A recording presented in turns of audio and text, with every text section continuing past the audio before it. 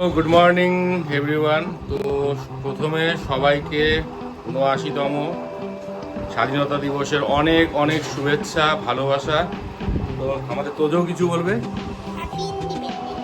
হ্যাঁ, তোজো বাসি কিনেছে সকাল সকাল, আজকে একটু বাজিয়ে শোনাবে সবাই। বাজাও বাজাও।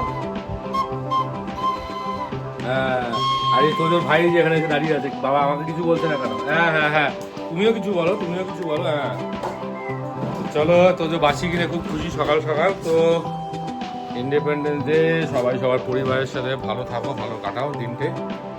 আর আমাদের সেরকম আজ কোনো প্ল্যান নেই, বাট সকালবেলা উঠেছিলাম, উঠে আবার ঘুমিয়ে পড়েছি। তো প্ল্যান ছিল যে একটু কোনো বাইরে যাওয়ার প্ল্যান ছিল অ্যাকচুয়ালি। তো আপাতত সেটা পোস্টপোন করা হয়েছে, বাট বেরোবো ফাইনালি। খানিকক্ষণ পর বেরোবো বলতে হচ্ছে ইচ্ছে রয়েছে যেটা, সেটা ডুয়ার্সের দিকে যাওয়া। ডুয়ার্স হয়ে ভুটান যাব। অনেকদিন হলো ভুটান যাওয়া হয় না। তো ভুটান পাশেই, শিলিগুড়ি খুব একটা বেশি সময় লাগে না, মোটামুটি ঘন্টা ৩-৩.৫ ঘন্টা লাগবে। আর ওখানে একটা খুব নাম করা মায়ের মন্দির রয়েছে। তো কল্যাণ আমার সাথে যাবে। কল্যাণকে বলা হয়েছে যে তুই রেডি হ, আমি আসছি। আর কিছু প্ল্যান আছে, সেগুলো অবশ্যই ভিডিওতে আমি এখন বলবো না, সেগুলো ভিডিওতে ব্লগে থাকবে অবশ্যই। তো অ্যাকচুয়ালি প্ল্যান ছিল যেটা 9:30 থেকে 10টার মধ্যে বেরোনো। তো যেহেতু সেটা হয়নি, তো অনেকটা লেট হয়ে গেছে, তো চেষ্টা করছি তাড়াতাড়ি বেরোনোর জন্য। তো রেডি হয়ে নিই, স্নানটা আগে করে নিই, স্নান করে পুজো করে বেরিয়ে পড়বো। তো থেকেও ব্লগের সাথে সারাদিন যেখানে যেখানে যাবো বা ঘুরবো, যতটা পারবো ভিডিও কভার করার চেষ্টা করব। আর ম্যাডাম এখন সকাল সকাল পুরো রান্নাঘরে ব্যস্ত, রান্না বাড়ি শুরু করে দিয়েছে, ফ্রিজ পরিষ্কার কুতকুতানি উনি। এখন সকাল সকাল ফ্রিজ পরিষ্কার করা কাজ করা শুরু করেছে। তো চলো, বউকে জ্বালিয়ে লাভ নেই, মানে এখনই আবার বোম ব্লাস্ট হয়ে যাবে। তো যাই হোক, উনি ওনার কাজ করুক, আমি রেডি হই, বেরিয়ে তারপরে কী কী করছি সারাদিন অবশ্যই পুরো ব্লগে থাকবে। তো চলো ফটাফট আমি স্নানটা করে রেডি হয়ে আসি। স্নান করে মোটামুটি রেডি, স্কুটি বার করলাম, ব্যাগ প্যাকিং করে দিয়েছি। এখন যাই গ্যারেজে গিয়ে গাড়িটা আগে বের করি, তারপরে দেখা যাবে ডেস্টিনি কোথায়। চলো আমি গ্যারেজ যাওয়া যাক। গাড়ি বের করা হয়ে গেল গ্যারেজে, স্কুটিটা এখানে ঢুকিয়ে দিলাম। এবার এই যে দেখতে পাচ্ছ ব্যাগ ট্যাগ সব নিয়ে নিয়েছি।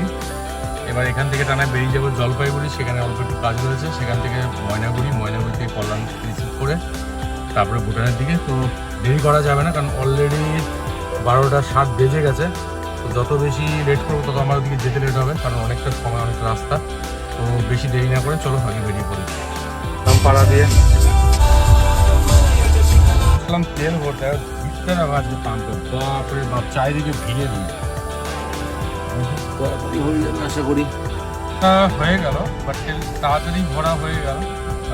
ভিড় অনেকটাই ছিল, বাট বেশি সময় লাগেনি। বিকজ যে পাম্পটা আছে, এটা বাইপাস অ্যাকচুয়ালি আমার বন্ধুর পাম্প। এটা মানে এর যে ওনার আছে, সে আমার খুব মানে ভালো বন্ধু। আর ও থাকলে পরে তো একদম মানে সাথে সাথে করিয়েও দেয়। আর দ্বিতীয় ওর সঙ্গে একটু গল্পও করলাম, ওর বাচ্চারা এখানে, কারণ বিকজ মাঝে ওর বাচ্চারা খুব অসুস্থ ছিল, সেই চেন্নাইতে প্রায় 6 মাস 7 মাস বাচ্চাটাকে নিয়ে ট্রিটমেন্ট করা, বাচ্চার করা। তো সেই ক্ষেত্রে একটু গল্প করলো যে হ্যাঁ এখন ভালো আছে, সব কিছু ঠিকঠাক আছে। ভালো লাগলো শুনে, কারণ ও অনেক কিছু বাচ্চাদের জন্য করেছে। মানে বেসিক্যালি আমি তো জানি, মানে অনেক মানে প্রায় ওর অর্ধেকের বেশি প্রপার্টিও বিক্রি করে দিয়েছে শুধু বাচ্চাটার জন্য। মানে বাচ্চাটা চেন্নাইতে প্রায় বছরখানিক ছিল, আর সেই টাকাতে প্রায় মানে ও 1 কোটি টাকার উপরে খরচ করেছে বাচ্চাটাকে বাঁচানোর জন্য। খুব মানে কষ্ট করে গাড়ি ফাড়ি বিক্রি করে দিয়ে। তাই আমাকে বলছিল যে তোর কাছে যদি কোনো গাড়ি থাকে অল্পের মধ্যে, ভাই আমাকে দিস একটা, আমি তাহলে ভালো হয়, কারণ আমার কাছে কোনো গাড়ি নেই। যাই হোক, কথা বললাম, বলে বেরিয়ে পড়লাম। আবার বেশি দেরি করে আবার ট্রাফিক এসে দাঁড়িয়ে পড়লাম। আগে জলপাইগুড়ি যাওয়া আছে, জলপাইগুড়িতে দাঁড়াবো, কিছু জিনিস নেওয়ার আছে, সেখান থেকে যাবো ময়নাগুড়ি বেরিয়ে পড়বো। চলো এখন যাই, বাইপাসটা ক্রস করে যাবো। হেজি রেলগেটের জ্যামে পড়লাম বাইপাসে। জ্যামটা ক্রস করার পরে আশা করি আর সেরকম জ্যাম পাবো না, কারণ এই বাইপাস রেলগেটটাতেই একটু জ্যাম হয়ে যায়। এই জ্যামগুলো কাটিয়ে চলে যেতে পারলে আর কোনো সমস্যা নেই। ট্রেনটা পেরিয়ে গেলে আশা করি ঠাকুরপাড়া জ্যাম করবো। জলপাইগুড়ি ঢুকে গেলাম। এই যে জলপাইগুড়ি আসাম মোড়ে আমি এখন।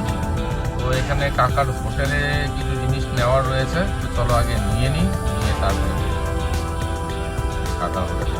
আসাম মোড়ে ঢোকার আগে দেখো কি সুন্দর করে পতাকাটা লাগিয়েছে, বেশ সুন্দর লাগছে, বেশ বাহ, দেখো ভালো লাগছে। জেসিবি দিয়ে খুব সুন্দর করে, দারুণ লাগছে দেখতে। চলো ওই কাকার হোটেলে আগে ঢুকি আমরা।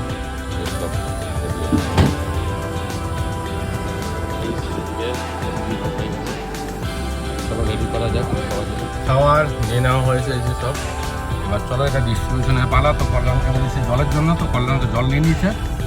তো চলো জলটা নিয়ে আগে বেরোই। ডিস্ট্রিবিউশন স্টার্ট করে দিয়েছি আমি একাই। গাড়ি থেকে নেমে নেমে যতটুকু পারছি দিচ্ছি। আমাদের শোরুম ছিল জলপাইগুড়িতে, তো সেখানে যারা সিকিউরিটি রয়েছে তো ওরা বুঝতে পারেনি যে আমি আজকে হঠাৎ করে ঢুকবো, ভয় পেয়ে গেছে। ওরা ভাবছে মানে স্যার দিয়ে এসছে অফিস খোলা হবে, বাট আমি অ্যাকচুয়ালি গিয়েছিলাম ওদের আজকে লাঞ্চের জন্য।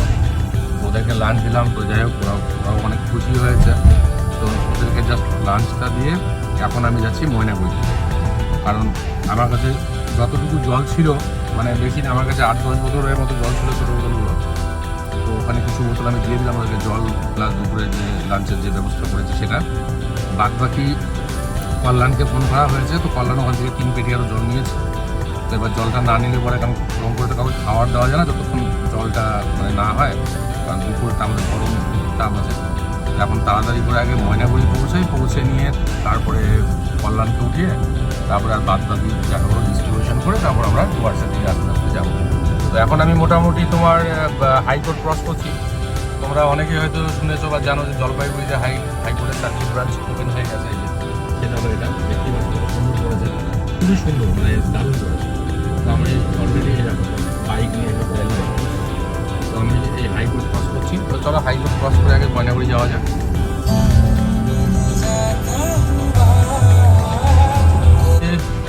ময়নাগুড়ি এই সোজারা চলে যাবে পুরুলিয়া, আর আমি এই বাদিক দিয়ে ময়নাগুড়ি ঢুকে যাবো সামনের দিকে। করছে এখান থেকে ময়নাগুড়ি মালবাজার লাটাগুড়ি সবাই আসতে চলে যাবে। এখান থেকে আমি ময়নাগুড়ি টাউনে ঢুকে গেলাম। এই পরিবেশটা সত্যিকারে এতটা ভালো, কারণ এটা ডুয়ার্স অলমোস্ট এখান থেকে শুরু। তো এখানে ঢুকতে ঢুকতে গাছগাছালি পরিবেশ দেখে বোঝা যায় যে সত্যি ডুয়ার্সের একটা মানে আবহাওয়া। চলো কল্যাণ দাঁড়িয়ে রয়েছে, আগে ওকে রিসিভ করি। এর বাড়ির রাস্তায় ঢুকে গেছে, এবার বুঝতে পারছি না কোন জায়গাটার বাড়িটা, সামনে হয়তো হবে। ও রাস্তায় দাঁড়িয়ে থাকবে কারণ জল তোলার ব্যাপার আছে, চিনতে পারছি তো না, আরও আগে হবে মনে হয়। চলো একটু আগে যাওয়া যাক। আজকের ব্লগটা একটু বড়ই হবে, আশা করি দেখো সবার ভালো লাগবে। তো ঘুরতে সাজা গোজা, এই বাপ রে বাপ, এ তো মনে হচ্ছে বিয়ের বাড়ি যাচ্ছে। একদম সাজা গোজা করে জামা প্যান্ট জুতা শুরু করে বাবু, এই যে জলের পেটি নিয়ে বাবু দাঁড়িয়ে রয়েছে। এখন চলো আগে জলের পেটিগুলো উঠিয়ে নিই। সাহেব দাঁড়িয়ে রয়েছে, বাপরে বাপ, বিয়ে বাড়ি নেমন্তন্ন খেতে যাচ্ছে মনে হচ্ছে। তবে সেই ড্রেস মানতে দিয়ে যাবে। ভরা শেষ, এখন চলো বেরোনো যাক। বাড়ি থেকে বেরিয়ে আসলাম, তো দাদা আমার ভালো গাড়িতে একটা ফ্ল্যাগ লাগাই একটা আমাদের।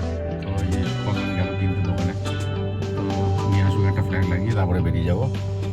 তো চলো আগে ফ্ল্যাগটা লাগিয়ে নিই গাড়িতে। এই যে সামনে ফ্ল্যাগ লাগিয়ে নিয়েছি ভারতের। চলো এবার যাওয়া যাক। যেটাই কল্যাণ নেমে গেল খাবারের জন্য। এবার খাবারটার দিকে আগে একদিন আসছে, পেছন থেকে দেখা গেলো যে জলের বোতলটা বার করতে গেছে।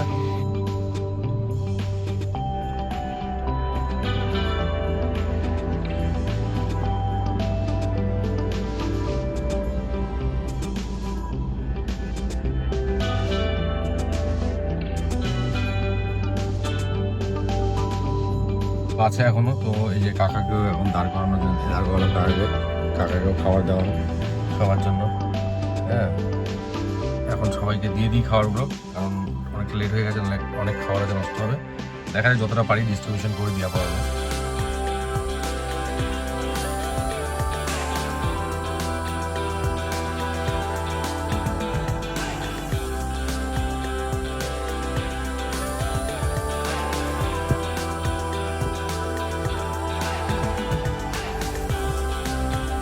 এই যে ডুয়ার্সের ডিস্ট্রিবিউশন মোটামুটি অনেকটাই শেষ, আর দেখি যতটুকু আছে সবাইকে দিয়ে দিই।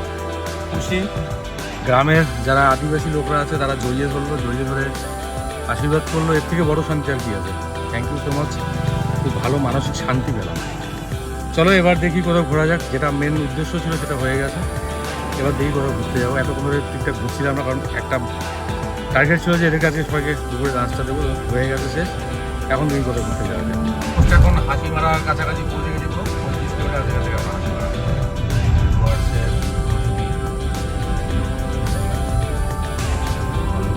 একটা কাছে চলে এসেছি আমরা। ঢুকলাম ডুয়ার্সের মাদারিঘাটে। এখানে বন্ধুর হোটেল আছে আমাদের, অনেকগুলো হোটেল আমরা নিখিল। তো এই যে মাদারিঘাট জঙ্গল দেখতে পাচ্ছি একদম থেকে উল্টো দিকে। পারলাম গেল, হ্যাঁ গাড়ি সোজা করে দাঁড় করবো। আচ্ছা ঠিক আছে, খাওয়া করলাম। এই যে খাওয়া দাওয়া করে এখন আমরা আবার বেরোলাম। এখন মোটামুটি একটু সন্ধ্যে সন্ধ্যে চলে আসছে, চলা ভাই আগে যাবে। মোটামুটি ভুটানের কাছাকাছি চলে এসেছি। দেখতে পাচ্ছ পাহাড় এখান থেকে দেখা যাচ্ছে, রাস্তাঘাটও খুব সুন্দর।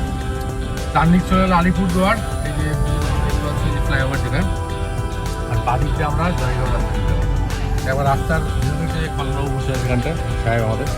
ও বাবা, রাস্তা সেই ভিড় রে ফটো তোলার জন্য। তো আমরা একটু দাঁড়িয়ে ফটো তুলতে সবাই একটু দাঁড়িয়ে ফটো তুলে যেমন ভিউ দেখায় না, কত সুন্দর লোকজন ভর্তি এখানটায়। তো আমরা একটু দাঁড়িয়ে এখানটায় দাঁড়িয়ে ঠিক করে নেবো। ভালো লাগছে এখানটা। এটা হচ্ছে ডুয়ার্স ভিউগুলো। এই যে দাঁড়ালাম এই জায়গাটা, সুন্দর চা বাগান, তার সাথে হচ্ছে এই যে পাহাড়, পাহাড়ের দৃশ্য মানে এত সুন্দর। এটা হচ্ছে আমাদের ডুয়ার্স, আর এটা হচ্ছে উত্তরবঙ্গ। প্রত্যেক ইনভাইট কলকাতা একটু আমার ব্লগ দিকে দেখো। চলে গেছি, দেখতে পাচ্ছ ভুটানের পাহাড়। যেটা ওই যে পাহাড়টা দেখতে পাচ্ছ, বাড়িঘর সব ভুটান। অনেক বছর পরে আসলাম, আমরা অনেক বছর পরে আসার পরে বাঘের জায়গায় ওটি এখন এই যে ভুটান পেয়ে গেছে। দেখতে পাচ্ছ চারিদিকে সব টি গার্ডেন। আর মানে সামনে বর্ডারটা আমি যে দেখাচ্ছি, এটা মানে ইন্ডিয়া আর ভুটানের বর্ডার। একটু সামনে যাওয়ার পরে বর্ডারটা, তো আমি সামনে দিকে যাই। আমরা চলে এসেছি। দেখতে পাচ্ছি ভুটান নাম্বার সব গাড়ি। আর এই শহরটা বাদ বাকি তো যেটা আছে সেটা আরও আগে গিয়ে দেখাতে পারবো। দেখতে পাচ্ছি ভুটান গেট, যেমন ভুটান গেট, এখান থেকে আমাদের এখন এন্ট্রি দিতে হবে। ডান দিক থেকে হচ্ছে ভুটান এন্ট্রি, সব গাড়িগুলো লাইন দাঁড়িয়ে আছে। এটা এখন সব ভুটান এন্ট্রি দিচ্ছে এখন। তো এখন আমরা এন্ট্রি করবো ভুটান। ইন্ডিয়া তো ভুটানে রাস্তা আছে। একটা ভাই আছে, ও এখন পাস বানাচ্ছে, বর্ডারের পাস। পাসটা বানালে তারপর ভেতরে ঢুকবো। তো ওকে পাঠিয়ে দেন সব কিছু। ও বলছে পাসটা বানিয়ে দিই, তারপর তুমি তারা বেরোয় যাও। গেটে আমরা চল, জানি এই যে ভুটান গেট। চলো আগে বায়োমেট্রিকটা করে তারপর গেটে এন্ট্রি করবো। হ্যাঁ, আমাদের পাসপোর্ট মানে নর্মাল পাসপোর্ট বানানোর জন্য, যেটা হচ্ছে যে টেম্পোরারি পাসপোর্ট, এই যে পুলিশিং সহ দেখতে পাচ্ছ, এই পাসপোর্ট এখন টেম্পোরারি পাসপোর্টের লাইন দেখো, বাপরে বাবা বিশাল লাইন।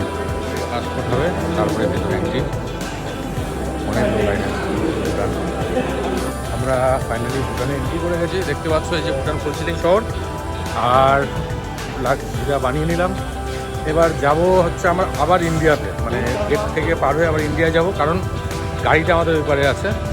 তো আমি দেখাচ্ছি যদিও যতটুকু পারবো। গাড়িটা নিয়ে এসে ভুটানের সব শহরটা পার্কিং সব এই যে ভুটান গাড়ি দাঁড়িয়ে রয়েছে। হ্যাঁ, এবার যাই আমরা ইন্ডিয়াতে গিয়ে আবার গাড়িটা নিয়ে আবার পার্কিংয়ে আসতে হবে। এবার গাড়িটা ইন্ডিয়া থেকে নিয়ে আসি শহরটা, সাথে ছোটো একটা পার্ক এখানে। এই যে ভুটানের সব দোকানগুলো, কি মোমো হাট। চলো এবার যাই আমরা। এই আমরা ভুল আসতাম না, আমাদের ওই দিক দিয়ে যেতে হতো পার্কিংয়ে, না গাড়িটা আনতে।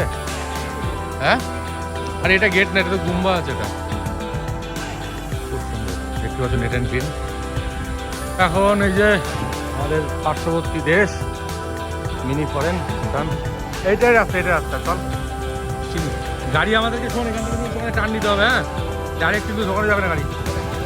হ্যাঁ, তোকে তো দেখাবো। হ্যাঁ, আমাকে দেখো তোকে দেখালাম। হ্যাঁ, তোকে নিয়ে এসছি। কি বলবে? আমরা এখন আমাদের পার্শ্ববর্তী ফরেন কান্ট্রিতে আছি আমরা এই সময়।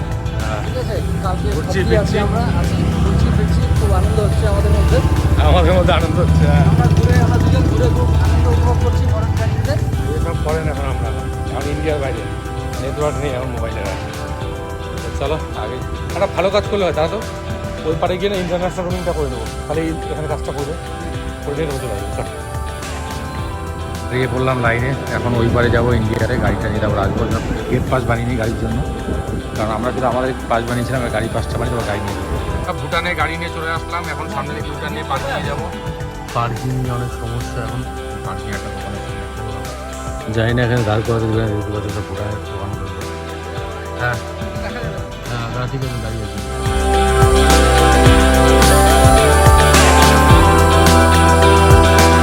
ভুটানে গাড়ি পার্কিং হলো অনেক কষ্টের পরে। এবার চলো হোটেল রুমটা আগে দেখি, কোন হোটেলে থাকবো। তারপরে, কারণ এখানে নেটওয়ার্কও নেই, বাড়িতেও ফোন করতে পারছি না। ভালো ইন্টারন্যাশনাল রোমিংটা করবো, বাট ওপারে যেতে আসতে তাড়াহুড়ো লেগে গেলে রোমিংটা করতে পারলাম না। চলো, দেখতে পাচ্ছ মার্কেট তোমাদেরকে দেখাই একবার। আমাদের এক বন্ধু হোটেল আছে এখানেও, এখানে এখন আসলাম, ঢুকলাম মার্কেটে। চল যাওয়া যাক। এখানে আছি একদম হোটেলের ভেতরে, এখন যাচ্ছি হোটেলে আমরা। তো দেখা যাক, একটা ভাই আছে এখানে, ও বিহারে থাকে, তো কল্যাণে ভালো পরিচয়। ও বলছে দাদা চলো আমাদের রুম আছে। আমার একটা চেনা ভাই আছে, ওকেও ফোন করলাম। ও হয়তো ঘন্টাখানিক আবার আসবো, একটু বাইরে আছে, তো ওকেও ফোন করলাম, ও আসছে। চলো আগে আমরা হোটেলের রুমটা দেখে নিই, রুমটা দেখে তারপর বসি।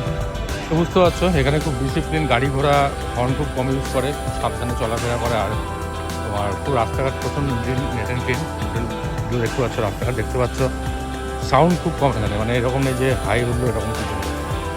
দেখা যাক, আগে রুমটা তো আমাকে যাই আগে।